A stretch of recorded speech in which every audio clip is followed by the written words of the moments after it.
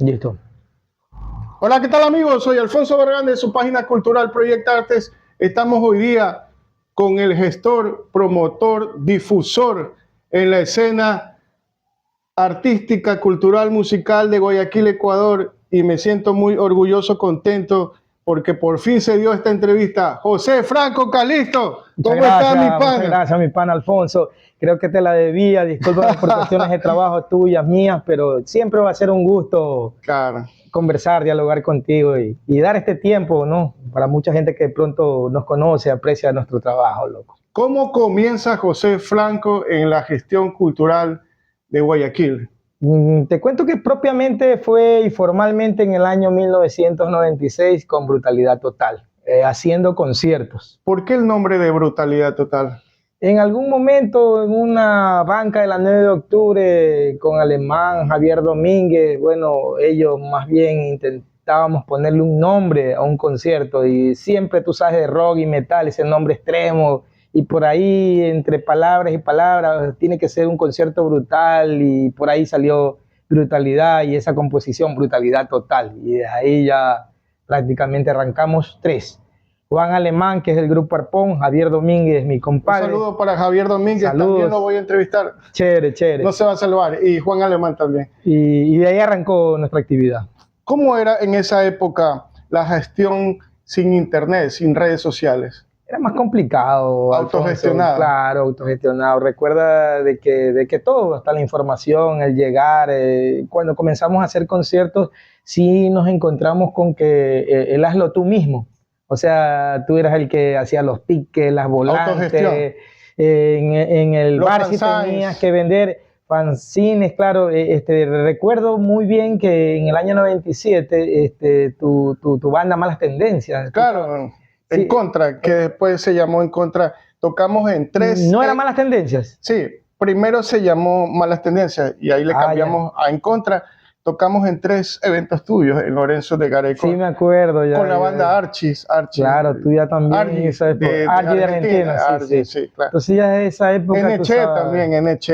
De Quito. De Quito, claro, buena banda. Entonces ya es esa época, todo era más complicado, ¿no? Incluso tú sabes que eran los postes en las calles, las volantes que salíamos a pegar, era otra situación. Y en los conciertos mismos nos enterábamos del siguiente concierto porque era la importante, si ibas a hacer algo, entregar y ya avisar a la gente, ¿no?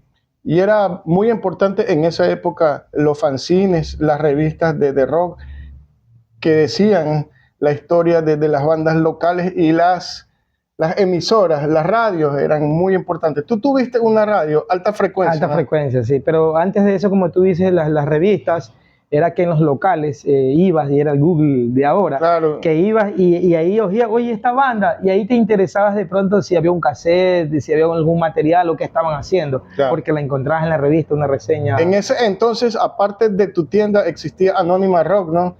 En Boyacá, Subterránea también. Ya Anónima ya existía, porque nosotros arrancamos como haciendo conciertos en el 96, pero la necesidad mismo desde otras ciudades, ¿no? Oye, saqué un cassette, saqué un material, y nos comenzó a llegar. Y bueno, ¿qué hacemos con este material? Y ahí vino la idea de, en el 98, abrir una primera tienda de Brutalidad Total ahí en el Pasaje Aguirre, claro, en Lorenzo de Garecoa, sí. Ahí tú tuviste la ocasión de sacar producciones en cassette a bandas que ya no están, como Noimen, ¿no? Noimen, claro, y bueno, actualmente fue una de las primeras producciones también full color y profesionales de No Toque, Distorsión Social, en la línea punk hardcore, pero también obviamente de metal, Profecía. Fue el arranque de muchos cassettes como los que ves allá arriba, que todavía los tengo ahí como trofeo, se puede decir, de las primeras que ya hemos de hablar más adelante. Aparte de cassette, también sacaste producción en CDs. Sí, ya luego vino producciones en CDs. Hiciste sobre todo un recopilatorio, Ecuador Subterráneo también. Ecuador Brutal. Brutal. Ecuador Brutal, y antes de eso en la revista Brutalidad Total hubo una edición que salió con un disco compilatorio, varias ediciones así. ¿Y cómo es actualmente? La gestión. Ya ahora es un poco más complicado en el asunto del disco. Hacía coproducciones con bandas, compartiendo de pronto gastos, pero cada vez, bueno, los de nuestra época se convirtieron en coleccionistas y amantes al físico, así es, y amantes al físico, que hoy los jóvenes, tú sabes que sencillamente no valoran Spotify y ese claro, tipo sí. de plataformas, entonces es más difícil. Aunque sí hay algunos que siguiendo la tendencia de los viejos dicen, no, yo también quiero tener mi O sea, disco puedes físico. descargarte toda la música en redes sociales, pero nada como tener el formato físico, pues, el cassette, Claro. el vinilo, el LP, el CD, o sea, nada como tu producción, ¿no? Y el trabajo de los músicos, tú sabes que antes, si era de sacar un disco, trabajaban las 8 o 10 producciones en el estudio, de a poco. Ahora van trabajando una producción, por decir un tema, lo van lanzando, después otro tema, y puede que pasen un año y tú lo que obtienes de la banda son 2 temas. Antes era, creo que un trabajo un poco global, desde la conceptualización del folleto, Claro. la música y todo, ¿no? Y salías con algo que lo apreciamos, pero desde el momento que era desesperación, era una situación de querer ver el folleto y luego escuchar cada tema seguido, ¿no? La sinapsis de la banda, Así fotos, es, biografía. sí, una historia. Háblame del evento cultural sonado Atahualpa Rock. ¿Por qué el nombre de Atahualpa Rock? Bueno, el nombre del Atahualpa Rock se dio en Cosmocentro. Nosotros ya anteriormente habíamos hecho eventos y siempre en los eventos de que iniciamos había un concepto contestatario, ¿no? Y ya para cuando fue lo del Atahualpa Rock, queríamos algo nacional, algo ya desde las raíces, se puede decir, algo de tradición, se puede decir, sangre indígena, por así decirlo. Autóctono. Sí, autóctono. Entonces, bueno, estábamos con Javier, me acuerdo en Cosmocentro, oye, Guayaquil y ese tipo de cosas, de la costa. Bueno, no lo dije yo precisamente, lo dijo Javier, oye, y si te parece Atahualpa Rock, sí hubo, me acuerdo aquella vez, eso de, oye, pero hay un tema de la banda Post-mortem. sí, pero nunca nació basado en ello, simplemente creo que en ese momento o en algún momento estábamos leyendo algo de la historia y por ahí salía Atahualpa, Huayna Cápac, y entonces se vino, entonces ahí, bueno, ¿sabes qué? Por último, este es el festival, no es el tema. Y desde ahí arrancó ya el festival Atahualpa Rock, tratando de manejar esa conciencia o esa línea de, bueno, sangre de consumir lo nuestro, sí, así bandas es. nacionales, Y de ahí locales. vino un folletito informativo que en ese momento distribuíamos, tratando de introducir, y bueno, fue en el 1999. Propósito general era. Esa era una revista Claro, que sí. después vino también parte de nuestro trabajo de información también, sí. ¿Cuándo fue el primer Atahualpa? 1999, diciembre. ¿Con qué bandas? Vasca, Noime, Incarnatus. ¿En dónde? Ese fue en el Garaje Mundial, allá en Boyacá. ¿El Taller Mundial? Taller Mundial, Claro, así es. actualmente funciona el estudio de Víctor Chiriboga, un saludo, y Freddy Gómez, Chévere, un saludo. el búnker. Sí, y como anécdota te cuento que antes de hablar con el manager de Vasca tuvimos un robo, un accidente de llegar a concretar ese concierto, casi se suspende justamente por ese accidente que nos robaron, Javier, nos cogieron puntos, nos llevaron al hospital y ese tipo de cosas. Y qué mala suerte de que pocos meses antes o un par de meses antes robaron la tienda. Entonces yo ya como que ya no quería hacer el evento. Claro. Pero ahí te nace también el apoyo no solamente económico, no fue, sino de los amigos, de, oye, la motivación, no hay que levantarse. Y bueno, uno tiene eso, loco, como rockero metalero. Yo pienso que ya es cultural también nuestro movimiento de cada vez que escuchamos la música como que nos levanta ese ánimo y ese impulso por seguir adelante, y ahí se dio. Claro. ¿Y qué tal los siguientes Atahualpas que hiciste? Luego ya fue saltado, era la necesidad, ya la gente lo pidió, fue un buen evento, entonces la misma necesidad de la gente, y bueno, uno siempre con el ánimo de hacer algo, fue haciéndolo en el 2002, después vino el 2003 y así sucesivamente. ¿En qué año fue el Atahualpa en el Centro Cívico? Ya ese fue en el 2009, yes. Porque 2009 arrancamos el Centro Cívico, porque antes fue una gestión en el 2008 que lo hicimos allá en este teatro con las gradas allá. Plaza Colón. Plaza Colón, se me fue de la mente, la Plaza Colón, que bueno, ese fue un evento que prácticamente ahí tocó Garcus, lo revivimos, ahí tocó Garcus, ¿eh? Saludos para los Garcus. a Cristian Terán que se Sí, mejore muy pronto viene el concierto el evento. benéfico Sí, para sí, que lo sí, sí, apoyemos a Cristian. Entonces prácticamente en el 2008 entramos nuevamente, no era que íbamos a hacer el Festival Atahualpa Rock, era una especie de tributo por lo sucedido en la Factory en Quito. Sin embargo, Claro. como las solicitudes no llegaron a tiempo, pasó la fecha y bueno, ahí decidimos prácticamente revivir ese evento que estaba aguantado durante algún tiempo y de ahí ya prácticamente comenzamos a gestionarlo múltiplemente en otros lugares, ¿no? Y hasta la fecha, el año pasado se lo realizó también. Y Ojalá que este año sí se pueda dar, sí. Y con respecto a lo cultural, raza oculta.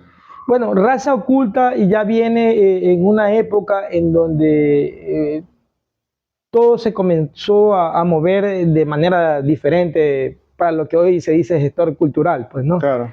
En todo caso, era necesario, creo que muchos aprendimos de lo que antes no se hablaba, pienso yo, o de ciertos derechos, diría yo, ya, o sea, que teníamos, y yo lo digo, ¿no? O sea, una época en donde de pronto lo hacíamos, pero no con conocimiento de práctica, ¿no? O sea, comenzamos ya a sentirnos un poco más parte del movimiento, pero mezclándolo con la institución pública, y para eso sí era necesario armar una organización en donde nos identifique y entramos ahí como Raza Oculta, en donde íbamos a reuniones, de hecho, del MIES, del Ministerio Claro, de sí, el Ministerio Cultura, de Cultura. y era nuestra carta de presentación que aún la sigue siendo todavía. Ajá.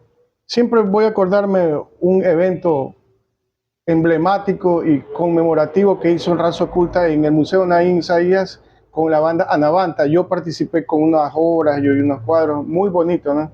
Ahí Ese, tocó Angelis también, ¿no? ese fue con la banda Carnarium, que también se hizo presente. Carnarium Carnarium fue la también. que fue al Ya. museo. O sea, Navanta sí tocó en un día anterior, Exacto. pero me alegró a mí también poder realizar esa actividad porque hoy muchos hablan del ocupa de espacio público, pero ese para mí fue, y no Claro. porque uno haya estado en esa actividad, pero recuerdo que normalmente los museos o ciertos lugares eran medio elitistas, selectivos para poderlos dar, para el tipo de actividad que fue frontal en decir, no, era de arte extremo. Exacto. Y así fue Y fue de arte considerada. extremo porque se conjugó todo, o sea, la música gótica dark y las obras de Las arte, obras. sea pintura, hubo poesía, poemario, gente vestida como cosplayer, como gótico, o sea, jugó, ese día te jugó la música, el vestuario, todo ya. Y el rockero Claro, que era prácticamente el elemento clave de tomarse el espacio como tal en el Museo Naín Isaías. Y eso fue en el 2010. es que se demostró que la cultura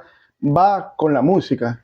Ahí, sí, ahí siguieron haciendo muchos eventos que estaban ligados con la cultura, porque Sí, antes sí. solo era música, música, entonces ahora se lo conjuga con las ferias de Expresiones. emprendimiento, qué sé yo, pintura, poemarios, artes plásticas, Sí, sí, sí. del tema que tú, en esa época fue arte extremo, entonces todo fue extremo. Qué bueno que me lo recuerdas, porque sí, yo siento que fue un antes y un después, y a partir de eso ya comencé a ver otro tipo de expresiones que normalmente el joven necesitaba tener experiencia, tener un alto nombre para poder llegar a esos lugares. Sin embargo, bueno, se hizo la pelea y ahí estuvimos.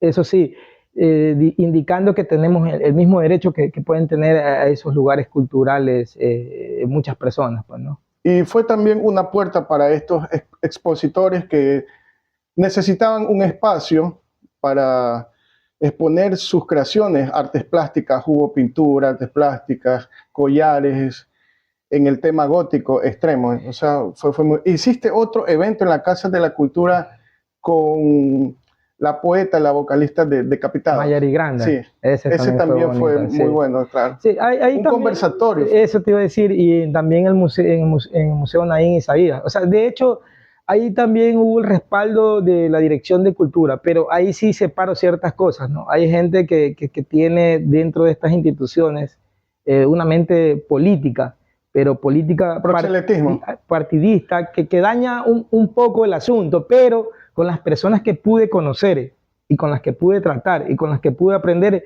créeme que tuvieron el pensamiento y la apertura que en realidad muchas veces necesita el artista. Nada que en esta postura política ni nada, sino que sencillamente en base a lo que tú quieres, a A tu lo cultural, necesidad, claro. se meten, así es. Entonces, hoy en día he visto hasta en la Universidad de las Artes, créeme, personas o profesores o artistas que intentan como que llevarte por otro lado ideológicamente, ¿no? Cuando no eso es lo que buscas propiamente en la universidad, O ¿no? sea, hablando un poco de ese tema, hay artistas que no son estudiados, no tienen una educación, no estudian en la Universidad de las Artes, ni en la Universidad de Espíritu Santo, ni en el Bellas Artes, pero son autodidactas, son empíricos y son muy buenos. No, eso Entonces, sí. siempre en las ferias, personalmente que yo hago o que haces tú, tratamos de incluirlo para que la gente lo conozca. Eso es bueno, promover al artista que quizás no tenga las bases suficientes para promocionarse, ¿no? No, eso sí, los medios sobre todo. Y Claro, el trabajo que exacto. has estado haciendo con Project Arte es muy bueno porque le da ese espacio y esa oportunidad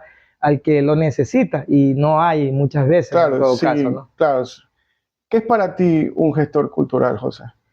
Bueno, el gestor cultural de un tiempo para acá es el término que se Claro, viene manejando, es aquel que mueve en base a ciertas expresiones, creatividad del artista y es el que está siempre en la mitad. el que Muchas veces, gestiona toda sí, muchas la... veces el artista te dice, yo lo que hago es mi arte, aunque hoy existe combinado, se puede decir, ya, o sea, el artista sabe que tiene que aprender de gestión cultural porque si no, no va a tener la posibilidad de llegar a un espacio, un museo, porque esa parte, y hay artistas que dicen, no, eso no es lo mío, encárgate tú. O sea, y es ahí donde entra el gestor con esa habilidad también aprendida a través del tiempo, de tener una comunicación directo con los administradores, con los directores, y bueno, eso se va aprendiendo, ¿no? Asimismo, como el artista, bueno, tiene su creatividad, acá también hay esa capacidad de gestión, ¿no? No, Y y se es, combina. claro, y es bueno porque yo estoy entrevistando un artista, sea músico o pintor, artista plástico, y él tiene, es polifacético, sabe, Hoy y sí. sabe hacer muchas cosas en lo que es diversidad del arte, ¿no? ¿Qué es para ti o cómo te fue siendo promotor de eventos, organizador de conciertos? Bueno, hoy veo que mucha gente hace eventos pensando en plata. Y hoy veo que también hacen canales de YouTube pensando en monetizar. En el tiempo en que yo empecé, créeme que lo hacía por un gusto, por Amor una a la pasión, camiseta, y es amor como, o a la como, música, como amor a, tú claro, sí. he visto que en diferentes proyectos también te has iniciado. Ahora, hablaba con alguien hace algún tiempo y se dio el tema y le indicaba que había jóvenes con buenas plataformas de YouTube, canales y todo este tipo de difusión. Muy bonito, bastantes videos, pero llega un momento en que lo dejan, aún teniendo una buena producción. ¿Por qué? Porque su primer motivo fue monetizar, hacer dinero, o cuando hacen un evento. Entonces, el camino nuestro fue diferente. Ahora, ya con tu experiencia y con tu gusto, por añadiduría, si te va bien en algo que haces, si hoy, por ejemplo, en tu plataforma o en la mía monetizamos, la gente va a decir, oye, pero estos no son de ahora, vienen de hace mucho Claro, tiempo sí. haciendo cualquier actividad y es merecido Claro, en último de los y casos, es ¿ya? bueno reiterar que José Franco Calisto me apoyó bastantes veces. Hace 10 años tuve una página más formal que me ponía eterno, Dedo en la Llaga. Un saludo para todos mis amigos de Dedo en la Llaga. Eh, Dedo en la llaga, que por claro, ahí tengo, muchas gracias también por mucha el gente, hicimos reconocimiento. muchos eventos que Brutalidad Total participó. Un saludo para Marco Antonio Uvilla, que fue mi editor y productor del programa, y a todos los poetas que participaron, Kasia, Argales, Argal. sí, o sea, mucha gente que estuvo involucrada, pero ya no siguió porque se perdieron las cuentas, todo. Entonces inicié Proyecta Artes, pero siempre con el apoyo de las personas que tienen que contar su historia, ¿sí? O sea, uno lo hace no con fines lucrativos, o sea, si se puede dar, está bien ya, pero no tanto mentalizarte en el dinero, o sea, en cuanto vas a ganar. Así, cuando tú haces un evento, tú también lo haces para promocionar que toquen bandas, o sea, nuevas, ¿no? En este caso, pero algunas veces uno sale tabla o no sale, o sale con saldo en contra, pero por eso no te vas a desanimar, ¿no? Lo que sí es malo, claro que sí, es lo que dice, lo que sí es malo cuando institucionalmente demuestras, enseñas hasta la institución que las cosas se hacen de una manera, con capacidad de gestión, público lleno, que ni ellos mismos a veces con sus actividades lo hacen, y después como que, y no existes. Entonces a veces es bueno demostrar, pero cuando no ven ese trabajo, no lo valoran, ahí sí hay que cuestionar y señalar a los dirigentes, a los directivos de las instituciones culturales. Eso sí no se puede por ningún lado. Es verdad que uno lo hace con corazón, con pasión. Por añadiduría vendrá cualquier tipo de situación, de trabajo. O sea, en mi caso te lo digo ya, o sea, porque entiendo, ¿no? O sea, que si de pronto alguien quiere gestionar una actividad ya pensando en eso, bueno, hágalo, tiene todo el derecho, no solamente estoy marcando esas diferencias de que ahora la nueva, no sé, generación que quiere hacer Los millennials y los centennials. Tiene que caminar un poquito más, conocer, asentarse y ver ciertos factores, ¿no?, que puedan ayudar, porque de nada sirve que luego estés en un proceso, ¿no?, de qué sé yo, 6 meses, 7 meses y comiences a frustrarte. Entonces ahí es donde es bueno escuchar claro, un poco. O sea, hay que ser perseverante, constante. Exacto. En lo que haces. O sea, no te puedes desanimar porque algo no te salió como tú esperabas. O sea, yo sé que desde la pandemia no tenemos la misma asistencia a los conciertos o a eventos culturales, pero poco a poco la gente está tomando conciencia y está asistiendo, porque cada vez veo más gente en los eventos culturales que antes. Entonces ya la gente se está empapando de poco a poco, ¿no?, del arte de cada artista, y es bueno transmitir eso, ¿no? Bueno, ahorita estamos en el Centro de Operaciones de Brutalidad Total, situado en ahorita Colón, estamos en Esmeraldas 1704 y Colón. Esmeralda 1704 y Colón. Vengan acá, hay camisetas de todas las bandas locales, internacionales, CDs, miren, ese pack, cassettes, discos, tenemos ahí, hay afiches. Y si quieres hacer tu tarjeta de presentación, banner, roll-up, publicidad, José Franco Calisto, Rocket. Muchas gracias, José. Y muchas gracias a ti, Alfonso. Un último saludo a la página Project Artes. Un saludo, no olviden de visitarnos, es la primera vez que les recomiendo la página Project Artes de nuestro amigo Alfonso Barragán, que está dando ese espacio de comunicación que muchas veces necesita el artista independiente. Síganla. Ya sabes, estamos en Instagram, Facebook y YouTube. Visita Project Artes.